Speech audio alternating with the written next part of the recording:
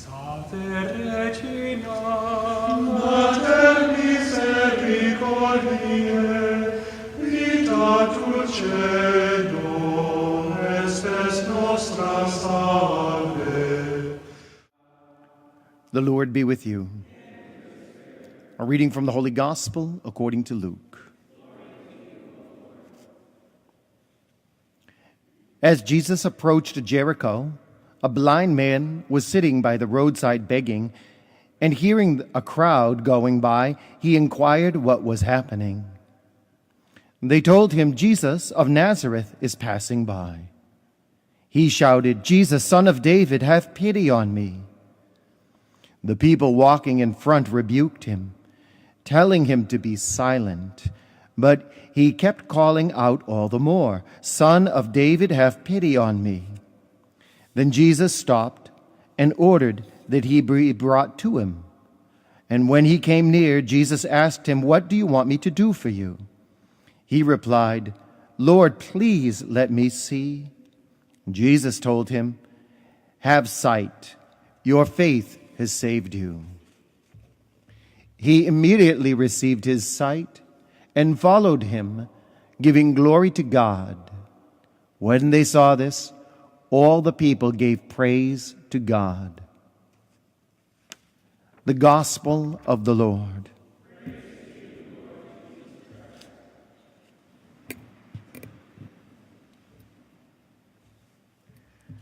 One of the things that struck me about this Gospel passage is how fickle we can be. The people are asking this blind man to keep quiet. Shut up. But he is screaming to see Jesus. They're discouraging him from crying out to what he longs for deep down inside. But as the story goes along, they conclude by giving glory to God for what they have seen. It kind of shows you how sometimes the real blind people are not the ones who you think are blind. The crowd was blind to what was really going on, and this blind man yet could see. In the same way, or not quite in the same way, but in our first reading from the book of Maccabees, you see how easily people throw away the truths of their religion that have guided them for centuries. They throw them away so quickly because some new social conventions have come along. A new king or a new president is now in office, and there are all these changes being made socially and politically, and they and the people go with the flow, even though it's against their faith. They're blind to the eternal consequences. We live in an age today like this. And yet, what we experience today is really not new. It's as old and older than what we see in the book of Maccabees. And it's always been here to one degree or another. And indeed, I would have to say, maybe at the risk of sounding like I have a persecution complex, in the northeast of the United States, we have it among the worst.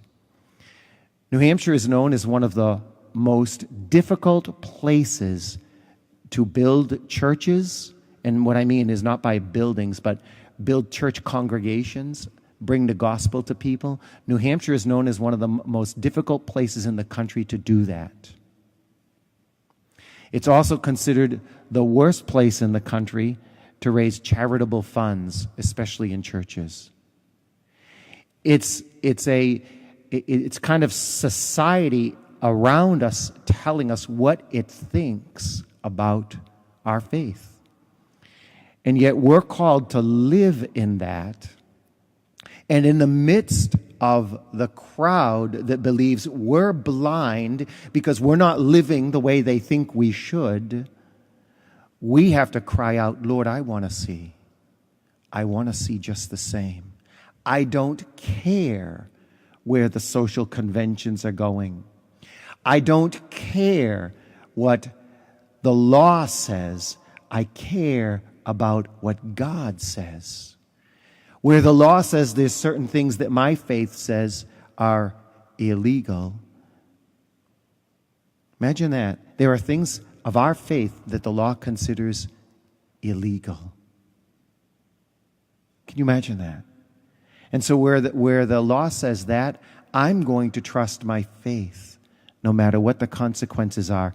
And we'll read a little more tomorrow in the book of Maccabees, where that becomes the case.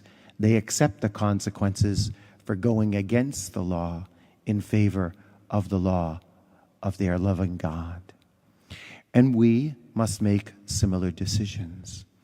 In the face of social conventions and the caprice of fickle people, well, we stand faithful to Jesus Christ. Regina Celi, letare, alleluia.